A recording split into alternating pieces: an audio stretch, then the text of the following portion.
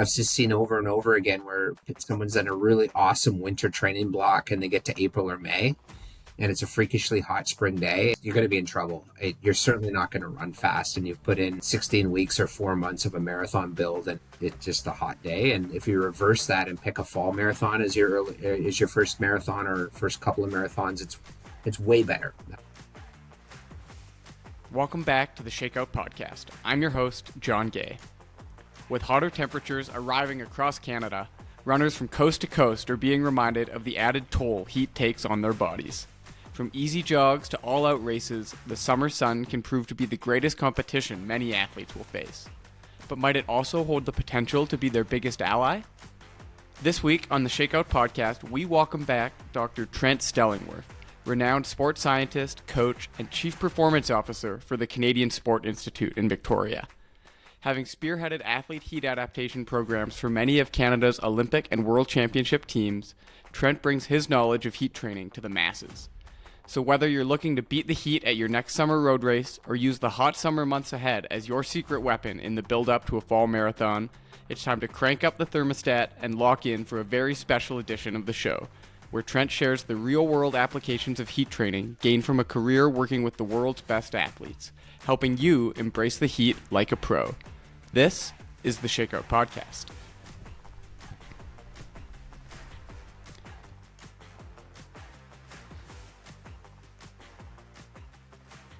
Trent, welcome back to the Shakeout Podcast. So great to have you on. Thanks, John. I think this is the first time you and I have chatted on the podcast, so it's great to chat with you. And as someone who has lived some of this work and experience, I may be asking you some questions too.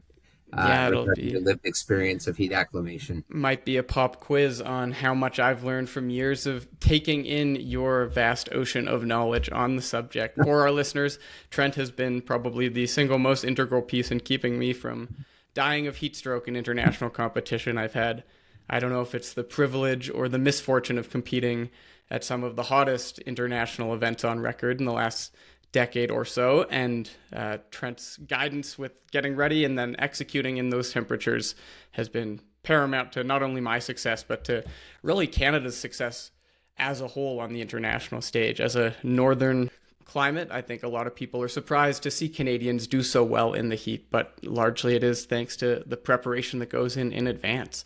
And on that note, I think a great place for us to start, Trent, is just to understand what is going on in our bodies when we're experiencing the negative side effects of heat. Obviously, any runner can tell you that when the temperatures climb, they feel like it's harder to perform at the same level under really hot conditions. But at a physiological level, what's going on in our bodies that's leading to that performance decline?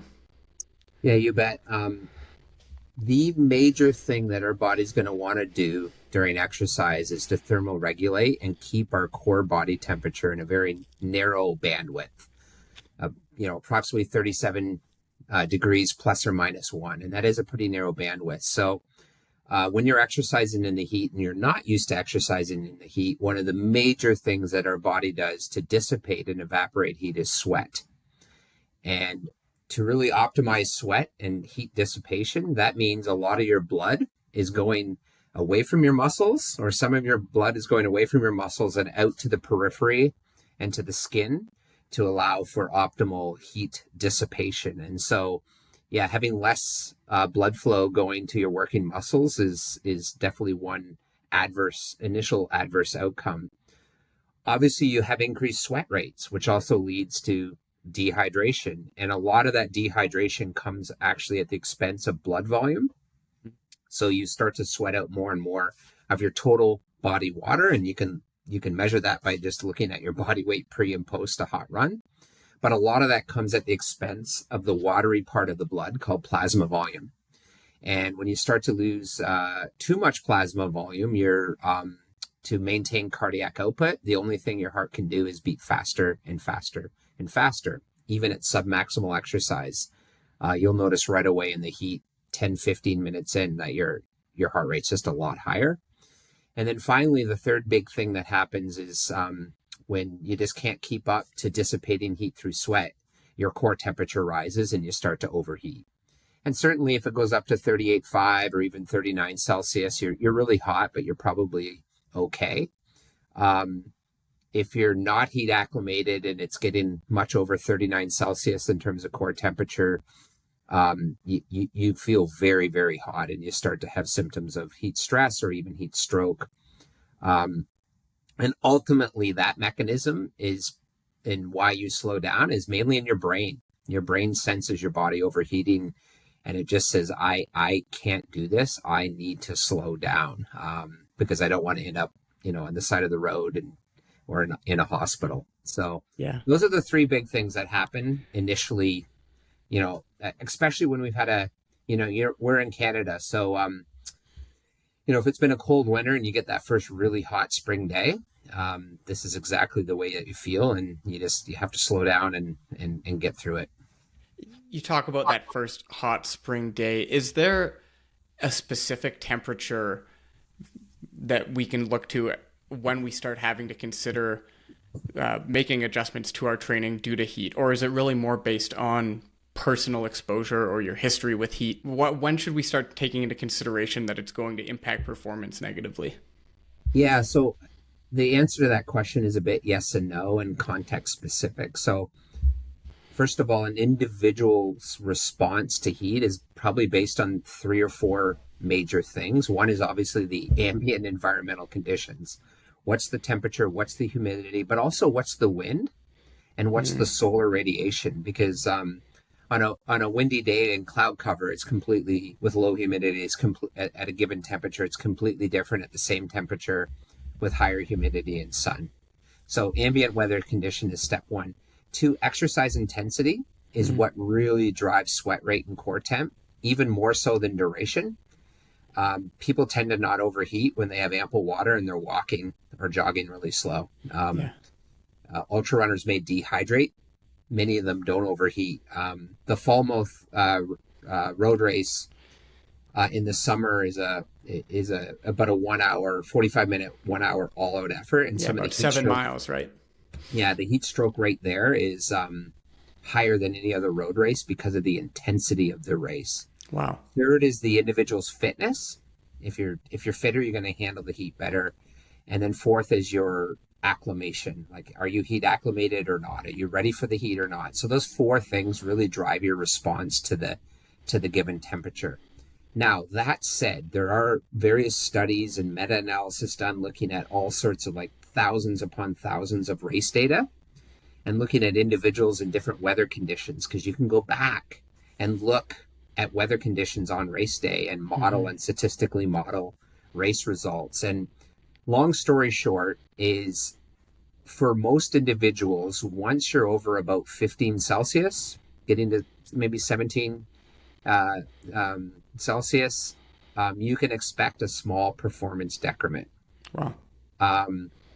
Now, if you're heat acclimated, you're going to probably not have one at all until the early 20 Celsius. But if you aren't, then you might have a small decrement on performance. Is that going to cause a heat stroke or an illness? No, but you're already starting to see the effects of the temperatures in the spring. So It's around that temperature people need to start to be a little more aware.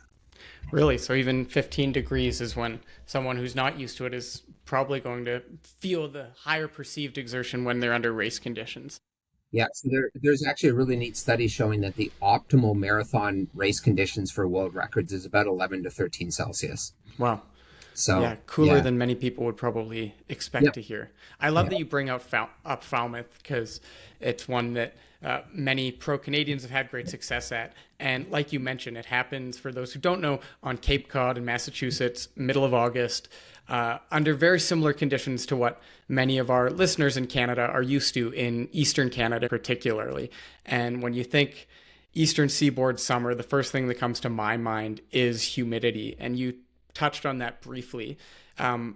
What do we need to be looking for in terms of humidity? Because obviously it can have a huge effect, even if the temperature reading on the thermometer isn't all that high. In my personal experience, it's the humidity that seems to really zap me. How do we take that into account when we're looking at say a Falmouth or another midsummer road race?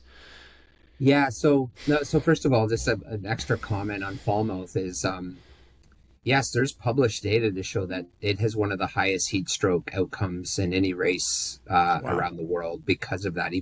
Because the intensities are really high, Hmm. and it's August and it's humid. And Professor Doug Casa is one of the world leaders in thermal regulation, but also safety around road races. And he's from Yukon, and his team is there at Falmouth with all the cold water immersion baths and all the procedures to make sure there's no one gets into major trouble. Getting back to humidity, big time humidity matters. It really will, and mainly that has to do with the fact that for your body to effectively dissipate heat, you need to evaporate sweat off your skin. Hmm. And if it's humid, that just becomes almost impossible to have a really good evaporative ability to evaporate sweat. So you just tend to overheat much quicker. And at least in Canada, not every country uses the Humidex factor. We do in Canada, and you can Google search a Humidex calculator, um, and so I will tend to do that or recommend that, and just use the Humidex temperature when considering outcomes of races or Hmm. what have you, because it integrates both temperature and humidity together.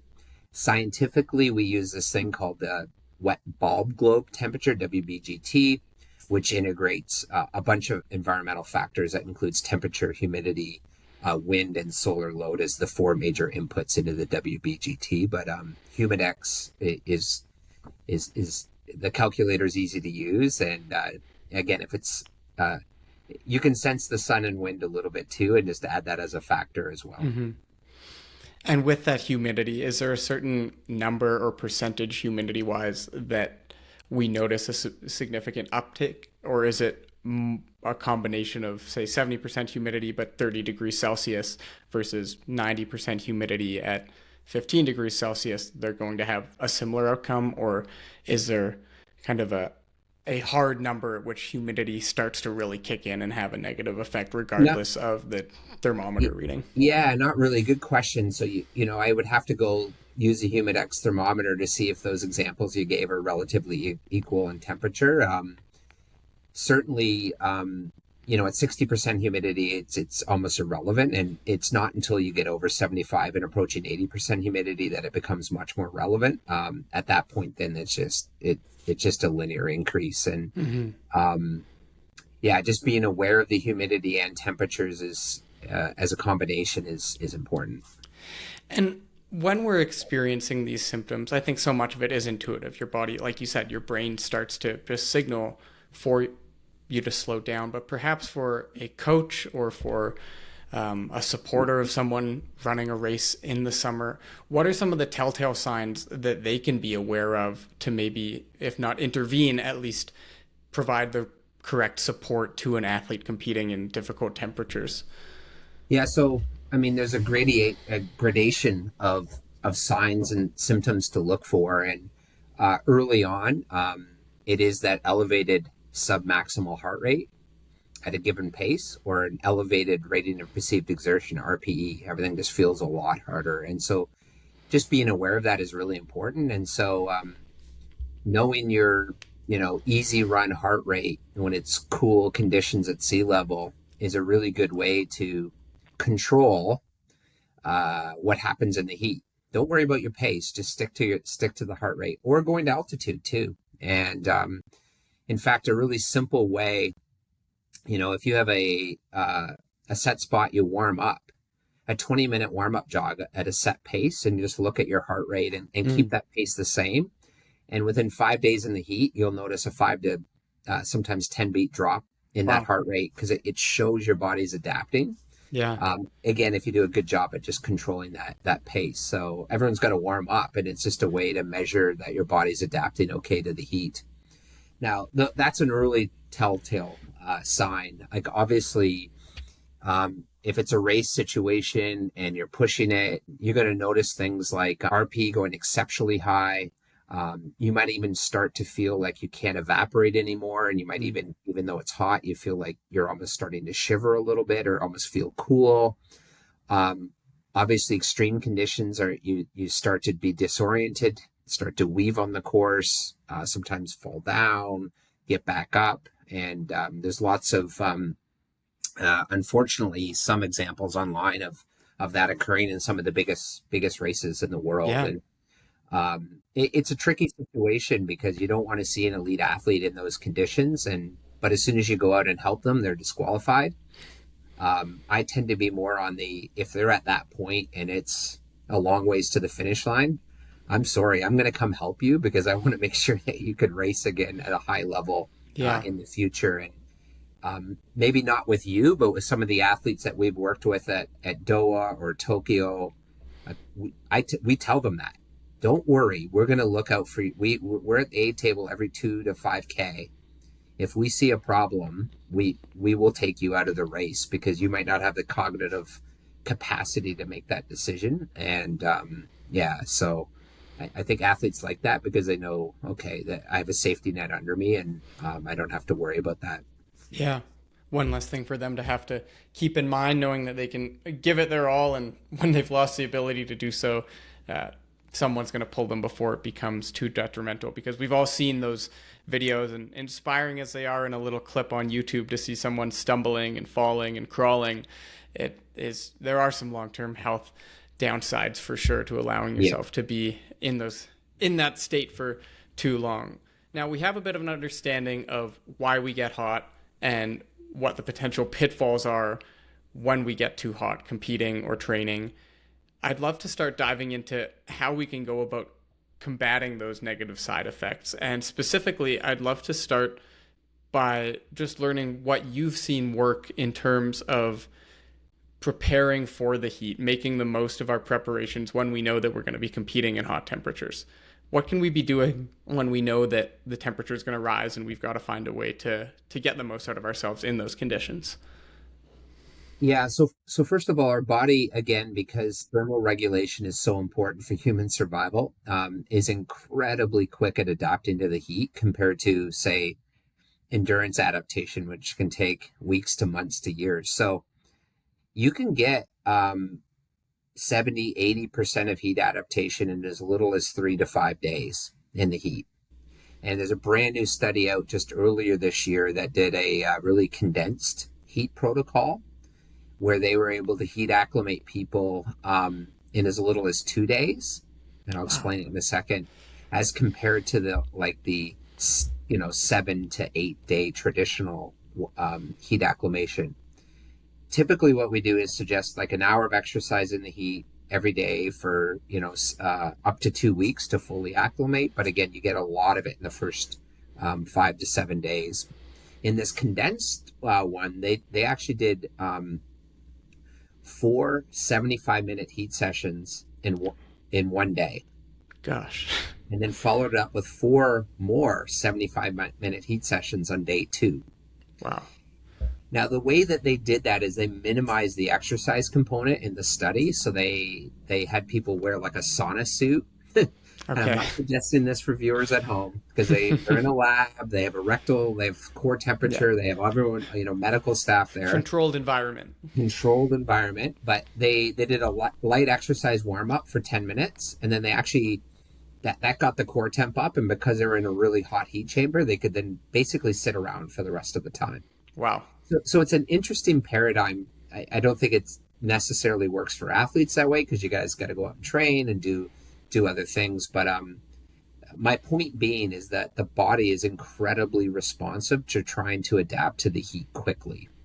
So on those initial really hot days out of the gate, when your body's not heat acclimated, what should you do? 1, try to train at cooler parts of the day. Get out of bed early, train in the earlier morning, get things done. Lower your external training load, so your velocities. So use, as we talked about earlier, cooler temperature RPE or cooler temperature heart rate to just dial it back.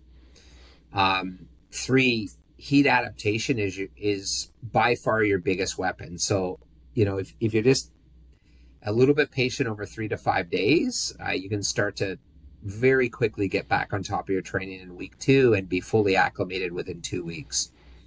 Obviously, hydration plays a really important role too. Like going into a session in the heat where you're already dehydrated is not ideal. So just being on top of hydration prior to, but also throughout the session, like having availability of bottles, um, having availability to put ice water over your head or cool water during the session helps get through the session, but it doesn't do a lot for heat acclimation, or it doesn't actually do that much for core temperature.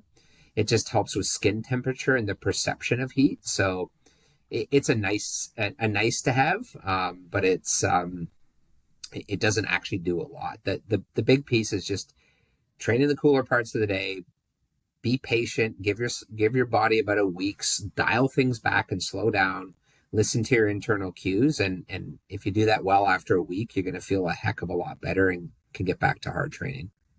And in getting back to hard training, you're saying that really in as little as 7 or 8 days, your body will have adapted to the heat to the point where you're able to return to, say, your previous goal race pace after having to dial it back for those initial hot days, or back to the same perceived exertion, even though you're running in higher temperatures, you're able to hit similar paces. Am I understanding that correct? Lightly rephrase that. I would say that you can get back to, in as little as 3 to 5 days, your full training load. Okay. You might have to dial back the training a little bit and the intensity. There's a few studies that do suggest it does take a full 2 weeks before you can get back to your normalized race paces. And even then, if it's a full race and it's really hot, you're never actually going to fully get back. And the evidence for that is there's never been a world record set in any distance race over 30 Celsius, and it never will happen. So you'll never fully get back. You can get really close, but ultimately that heat is still going to slow down the most heat acclimated, most world-class athlete ever. Talking about the most heat acclimated athletes ever, once we have gone through that adaptation process, what are the physiological boosts that we're looking at? I imagine it's many of the same factors that were drawbacks in the initial stages of acclimation. Do those become your strength, blood plasma volume, sweat rate, stuff like that? Are those numbers that we can elevate beyond kind of our preheat exposure levels?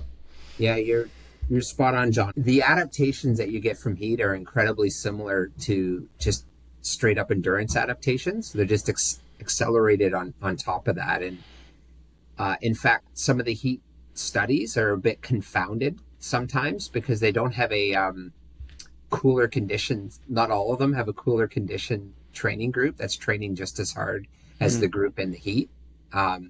But so you get things like this. You do get an increase in plasma volume in as little as 3 to 5 days. You get an increase in sweat rate. You get a decreased core temperature, both at rest and exercise. Decreased skin temperatures. Obviously lowered exercise heart rates. You get lowered rating of perceived exertion, lower lactate, lower exercise thermal sensation, and all of that leads to increased performance outcomes. All of those physiological adaptations I've just mentioned have a slightly different timeline. And so, and that's true of endurance training or altitude training. Like all the things that are adapting in your body adapt at different timelines. Every time you run, literally within 20 or 30 minutes, the bone adaptation is over. Wow. But muscle adaptation, like if runners could physically handle 4-hour runs, like it's still going.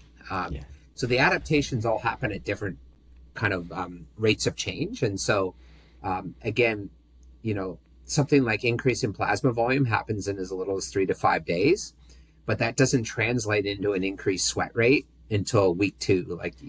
That's more the 10 to 14 day adaptation. So again, everything appears to be fully acclimated within 2 weeks. Using heat as a tool for preparing for competition, it sounds, in my own experience, would suggest that not only can it be beneficial in preparing for, let's say, a race where you know it's going to be hot, but all of those benefits that you just listed off are going to have real positive effects in ideal or even cool temperatures as well, correct? Yeah, so there are more and more heat studies that are doing both like after the heat acclimation protocol, both a hot performance time trial as well as a cooler or moderate performance time trial.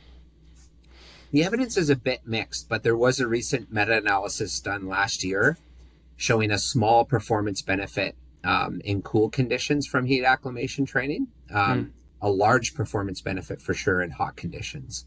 And you're spot on. All those mechanisms I just mentioned, like increasing plasma volume, all can help during cool conditions as well. The other thing that I'll mention is in the last couple of years out of Norway, Bent Ronstad and Karsten Lumby have done a whole bunch of work on 4 to 5 week heat acclimation protocols. Classically, most studies are like 1 to 2 weeks because all the adaptation, as I've just said, for heat tends to be done after 1 to 2 weeks. But what they've consistently shown, again, Karsten Lumby's lab and a few other labs, is that after 1 month of heat training, you can also get an increase in red blood cell mass, hemoglobin mass of 2 to 3%. It's not as much as an altitude training block, but it's still an appreciable increase in red cell mass. And so red cell mass is going to help endurance performance in cool or hot conditions. So, and what's the mechanism by which it's helping endurance performance? Yeah. And so, initially when I saw the results on the very first paper, and now there's a bunch out, I was a bit skeptical. I was like, I don't know. I'm not sure. But, they cited an interesting paper from a long time, quite a while ago, basically that your kidney is where EPO is made. And it also potentially has what they call a crit meter, meaning that your kidney senses your blood hematocrit. And when you heat acclimate, initially, you increase the watery or the plasma volume of your blood. And what that does is it drops your hematocrit because your red blood cells don't change. But it dilutes your red blood cells. And your body senses that and says, hey, my hematocrit is normally 42%. It's now down at 37%. I need to adjust for that. And you get this increase both in the plasma volume, but then there's a slower increase in red blood cell mass to get you back to your normal hematocrit of 42%. So it's basically the regulation of hemoglobin mass and plasma volume, and which is hematocrit. And that process, most of the studies they've done are 4 to 5 weeks in duration. So it does take a longer protocol, but most of the studies that have shown cooler weather performance outcomes tend to be the ones that have a longer protocol as well, because probably hemoglobin mass is a little bit at play in the performance outcome. That longer protocol is probably something that many Canadians will welcome as we just start to enter these hotter months. And for most of the country, it's really June, July, August. Maybe if you're lucky, you have a warm September as well. Is there potential to continue to build an adaptation over a period as long as that, or do you plateau quite quickly after those first, say, 2 or 3 weeks? Yeah, I mean, eventually in all adaptation, whether it's endurance training or psychological training or heat or altitude, there's a sigmoidal curve of adaptation, and ultimately you're going to bump up against a genetic ceiling, adaptive ceiling, psychological ceiling, and a 2 meter tall, 6'7", 240-pound male heavyweight rower has 8 liters of blood. John, there's no way we can fit 8 liters of blood in you. No. So, you're going to come out at 5.5 to 6 liters max. So ultimately there is a max to this, and probably with a lot of those adaptations that are more chronic and long term, you're going to reach a bit of a sigmoidal plateau after a month or two. Red blood cells have a lifespan of 120 days. So, after 2 to 3 months, you now chronically live at altitude.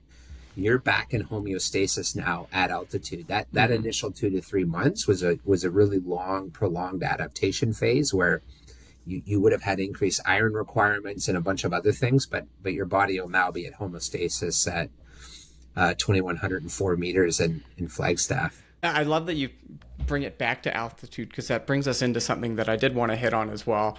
There's been much study of the effects of altitude. It's the reason people like me choose to live here full time.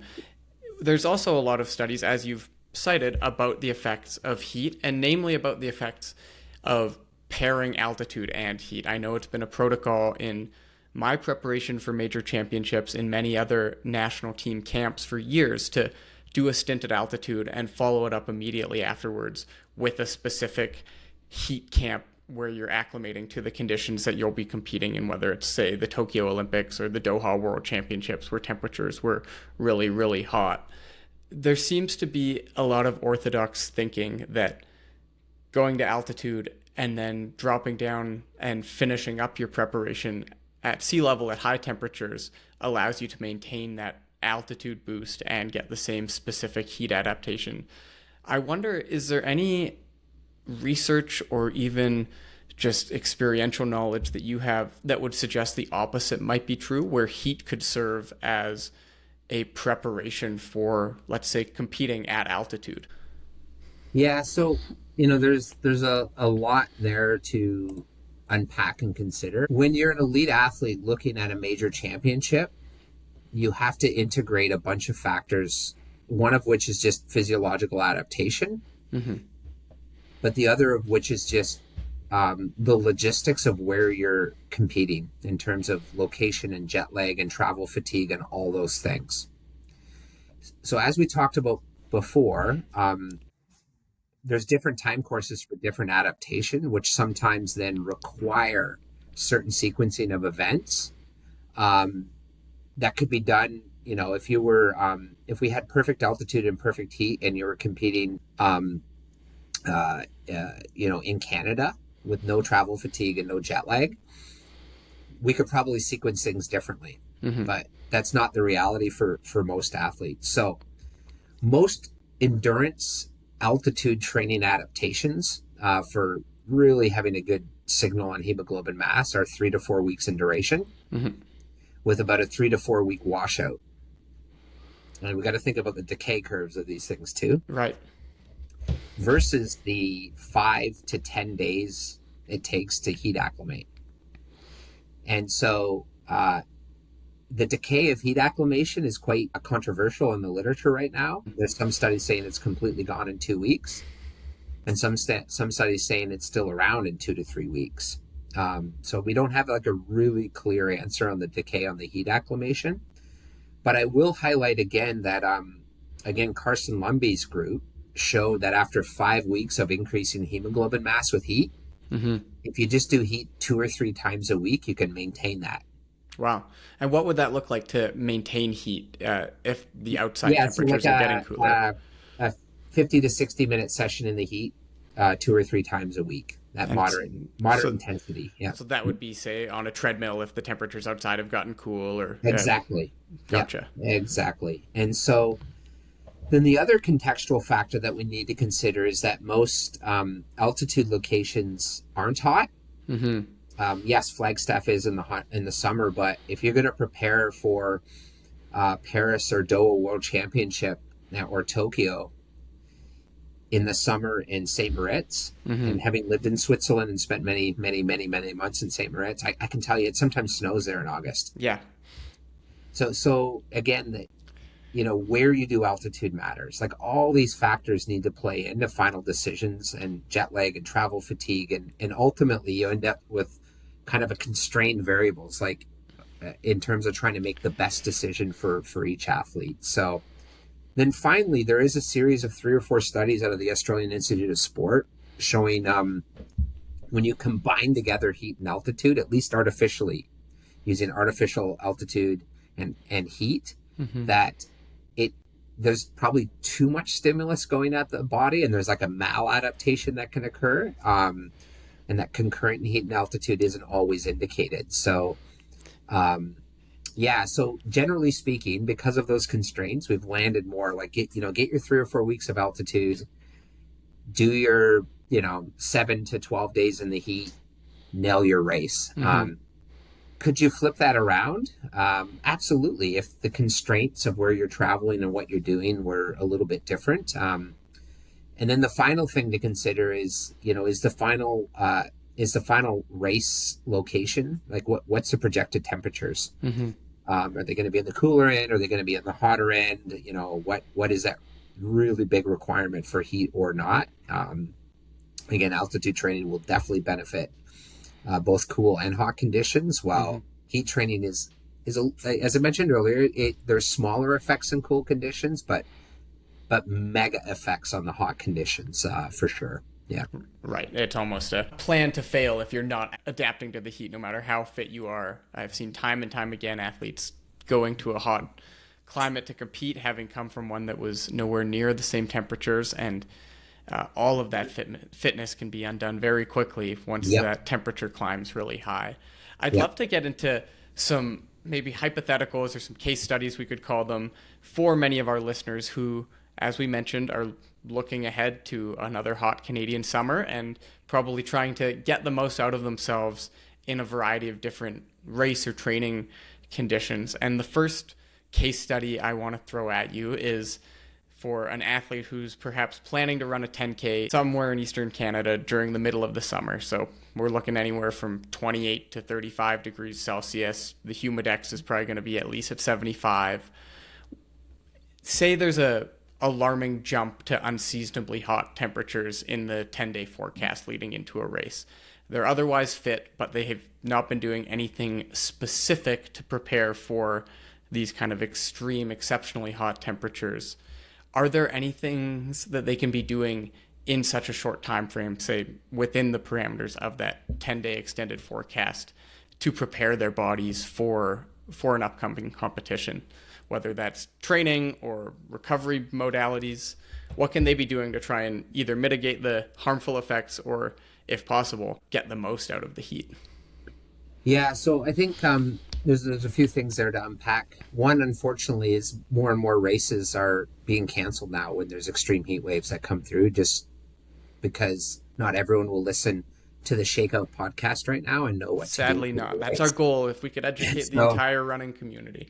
The Minneapolis Marathon was canceled last year on, I know the race director. I actually haven't talked to him about this, but it wasn't that extreme of a hot day. But I just, I think, again, with global temperatures and global warming, it's becoming a reality.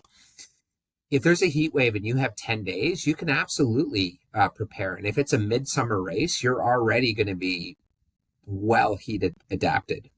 So again, that first 3 to 5 days, like I said earlier, just get all your training in. You don't need to dial it back, but do it at the heart rates that you normally hit in cooler conditions. Don't overcook it, so to speak.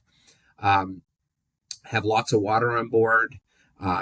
Have lots of ice towels around. If it's a track workout, you can slap ice towels around your neck during the interval, during the rest intervals. Immediately afterwards, you might shorten down the cool down a little bit, but get some ice towels around you. Train at the time of the day that the race is going to be, so you can start to acclimate to whatever time that is, and then get out of the heat and recover. Again, you only need 60 to 75 minutes of heat stress a day to get these adaptations. Don't spend the rest of the day thinking you need to be in the heat. Get out of the heat, relax, recover, hydrate. Your second run of the day or your extra exercise of the day, heck, it could be on the treadmill and air conditioning. Yeah, don't overcook it. And again, if you have a 10-day window, like that's a lot of time to prepare for the race. You could augment certain days if it's especially hot and you had a key workout and you're like, I want to hit this key workout on a treadmill indoors. You could offset that with 30 minutes, 40 minutes in a sauna or hot tub too. We haven't talked about that, but you can get some heat acclimation that way. And that's by extending the time that your body's kind of at that peak core temperature, correct? Exactly. Yeah. And it's another way to get core temperature up without an exercise load. But ultimately, I do believe athletes preparing to race in the heat need to train in the heat, because a huge part of the preparation beyond the physiology, because we can heat acclimate you just in a sauna. Yeah. But you have no idea about pace judgment then. So adding that piece in is really, really important, so that on race day, you have a good sense of your internal RPE, and you're going to be able to pace yourself well to, one, not get into the medical tent, get into problems, get into danger. So, as an example, as a case study, is a few years ago, the World Cross Country Championships were in Australia in March. So it's their summer. And my wife, Hillary, was one of the team coaches. She's a coach here in Victoria. And I think she had 4 athletes qualify. And we set up 2 heat chambers in our garage. So we had our camping tents, and we have a treadmill. And then I have an exercise bike that's adjustable. And so we had an exercise bike in one tent, lots of heaters. I don't know what our electrical bill was in March, but we were able to dial in controlled heat using both a cycling modality and a running modality, because we wanted to, at that time of the year, pre-trip, you're tapering. Yeah. You're not banging out 75-minute runs, but so maybe do 45 minutes on the treadmill, then finish with 30 minutes on the bike. Mm-hmm. And I can highlight there were a lot of dropouts in that World Cross Country race, but the 4 athletes that Hillary had, none of them ended up in the med tent. They all had very good races for where they were at. So there's ways to do that without needing a big, expensive, fancy heat chamber as well. A tent, a garage, and a couple of space heaters. I remember that competition well. I think particularly stark contrast coming from, like you say, March in Canada, cold, rainy temps in Victoria, to the middle of the Australian summer.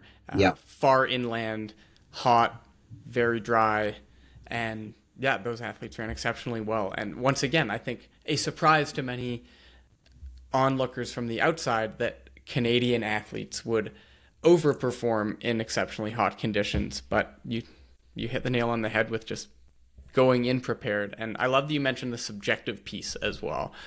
Sitting in the sauna might change those hard numbers, but until your body actually knows how to feel in the heat, it can be a totally different matter to actually go and perform. If your mind tells you, like, gosh, this is stinking hot and it's really hard, if you haven't prepared for that specifically, it's going to take a toll. The next case study I want to throw your way is using heat as a stimulus for a race in cooler conditions. We've touched on this a little bit already. Many of our listeners will be prepping for a fall marathon, whether that be the Toronto waterfront or a Chicago, or later in the fall, say a New York City marathon. And their core training or their peak training weeks are going to be happening through those hot July, August months. Is there any added boost that they can get, either physiologically or even psychologically, to completing those marathon sessions through the hot months of the year, even with the recognition that the conditions that they're going to be racing in will probably be significantly cooler? Absolutely, yes. I think it's a huge advantage. And for more first-time marathoners, I do recommend picking Canadian marathoners, picking a fall marathon, because I've just seen over and over again where someone's in a really awesome winter training block and they get to April or May and it's a freakishly hot spring day, and you're going to be in trouble. You're certainly not going to run fast, and you've put in 16 weeks or 4 months of a marathon build, and it's just a hot day. And if you reverse that and pick a fall marathon as your first marathon or first couple of marathons, it's way better. We already talked about all those physiological adaptations that happen in the heat are very similar to just endurance training. And as mentioned earlier, you appear to maintain heat adaptation with 2 or 3 sessions a week for an hour. And so in many instances in a lot of Canada, September is still quite warm. And so you're probably going to maintain a lot of your heat adaptation right through into October. Now, if you're aiming for a mid to late November or even a December marathon, you might seek out to maintain some of those heat adaptations, again, indoors or as we talked about, other ways. But because there is a decay, right? You will lose that. But it is absolutely the way to go. And I think even on a hot day in a fall marathon, you will be way better than on a hot day in a spring marathon as a Canadian, given our ambient weather conditions.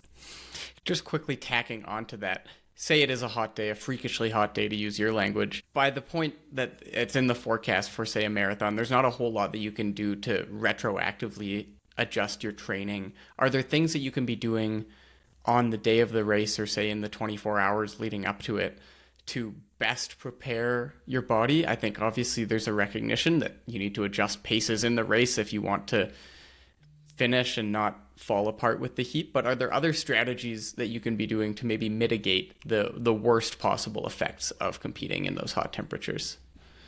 There are and there aren't. So one obviously is just being adequately hydrated. I didn't say over or well hydrated. Some people go crazy with that and they're up 6 times in the night peeing completely clear, and that has its own side problems, so hyponatremia or low blood sodium. You just want to adequately hydrate, so your urine's still pale yellow and you're only getting up. Well, I'm 50, so I get up more than once a night, but that's an aging problem. So yeah, that is an important piece. For our elite athletes, we will sometimes do interventions like full body cold water immersion right before the start. That's just not an intervention possible for 99.9% of your listeners. So in minimizing your warm-up time, if it's a 10K race or something shorter, just dial that warm-up way back. What's your minimal effective dose? That can be one, so you're not going to the start line with an elevated core temp. Obviously, if it's possible and it's a smaller race and you have ice towels that you can just wrap around you and your shoulders as you go to the start line, again, showing up at the start line with half a degree cooler, it will be helpful on race day. But the biggie is what you already said, is it's just an appreciation and respect for the temperature and really dialing back the paces. And, part of the success we've had with our road-based athletes with Athletics Canada is the trust that the athletes and coaches had with us to say, this is probably your pace limit for today. Go out like this through halfway. If you can get halfway through the marathon at X pace, then you can take limiter off and go for it. And, I'll take someone like Lindsay Tessier at Doha 2019, and she was top 10. But at 10K, Phenomenal she was race. about 40th. And she just listened. She just kept the pace. She went through heat protocols. Put the ego aside. Put ego aside. And like halfway through, you could just see her building. No one was running fast. I thought that was she ran about 240 something. Like it doesn't matter though. It's about running the best race on that day in those weather conditions against some of the best women in the world. And that race started at midnight or 1 a.m. or whatever it was, and it was still 30 Celsius with high humidity. And I watched the Ethiopian women warm up for 25 minutes in sweatsuits. Yeah. Lindsay did a 5-minute jog and then got into the tent, and we put ice vest on her. I'm like, you'll have plenty of time to warm up out there. Your core temperature is going to climb for a couple hours to come still. And I think all 3 Ethiopian women dropped out, or 2 of them did anyways, right? They overheated. Yeah. So there's an example of someone who just really trusted that process. Rob Watson, 2013 Moscow. Yes. He was always famous for his fades from the front. He loved to hammer out front, but he really was disciplined and listened well to this race thing. And again, he was 40th at 10K, and he looked at me upset, like, what am I doing back here? This is horrible. And way back of his PB pace. Yeah, but he ended up running about a 2:13 or 2:14 in the heat, and was 12th or 13th overall, maybe about 15th. Yeah, I think around there. Yeah, one of the best races of his career, and when I run into him, we still laugh about that. So yeah, again, just seeing so many of those athletes who disregarded it, maybe put an overabundance of trust in their base fitness coming from wherever they were training. Let's say it was at high altitude where they'd been in cool temps for the last several months. And I remember being course side for that 2019 World Championship in Doha when Lindsay just rolled up the field, and you just see all of these athletes with personal bests, some as much as 15 minutes faster, and they've got a 10-minute gap at halfway almost, and then the kilometers tick by, the temperatures get hotter and hotter, those core temperatures, and it just was such a war of attrition. And you saw those athletes who were patient, who recognized and respected the hot conditions, start to just move through the field. Yeah. I found that, just such a testament to, again, putting the ego aside, listening to the data, and letting the heat do the work for you, in the sense that it's going to knock out a lot of your competitors. It's going to be the stiffest competitor that many of them face. My KPIs for DOA were, or our team, not mine, our team KPIs were, I think we had 11 or 12 road athletes, and every single one of them finished. None of them ended up in the medical temp except one. And she had a bit of a knee niggle coming in and got to the halfway point and pulled out. It was completely fine, but it was for other reasons and not heat related. We had a successful. I mean, Evan went on to get a bronze in that 50K race walk in those conditions too. Like it was a great championships because we were able to prepare well for them. Yeah, I remember you on the side of the race walk course handing out leotards filled with ice and soaked in an ice bucket and wrapping those around his neck. I think he was switching out his ice-soaked hats every 5K. Really doing all the little things right, fighting for those half percentages of core body temperature that over the course of something as long as a 3 hour and 45-minute 50K race walk, those half percentages can add up to some really, really big changes. Yeah. And we had a core temp in him, and I mean, he's put this on social media, so I can talk about it. I wouldn't otherwise, but at the end of the race, because he was heat acclimated and really motivated, like his core temp got close to 40 Celsius, and wow, you can sometimes get numbers near there when athletes are exceptional athletes, heat acclimated and really motivated. But again, though, he was really tired and hot at the end of the race, but he didn't need to go to the medical tent. We got ice towels around him, and within 5-10 minutes after hugging and high-fiving teammates, he was doing his interviews. So it was able great to save that elevated core temperature for the finishing kick instead of exactly 20K in and ending up in the medical tent. Trent, thank you so much for taking the time to share your wisdom and experience on this topic. And I wish you the very best with the summer. Hopefully you can stay cool out there yourself. I certainly will be doing my best to do so now that I have these helpful tips to help me along. But thank you so much for taking the time, and best of luck with all of your research and all the coaching you're doing this summer as well. We'll be looking for you on some start lines and at some meets this summer. Thanks, John. Hopefully see you around soon. Another huge thank you to Trent for contributing his knowledge and expertise to this week's episode. For more sports science intel from one of the field's leaders, you can follow Trent on X at @Stellingwerff. You can follow us on Facebook, Instagram, and X at Shakeout Podcast. If you're enjoying the show, please consider leaving a review and let us know what you want to hear next. Until then, I'm your host, John Gay, saying thanks again, stay cool, and we'll see you next time on the Shakeout Podcast.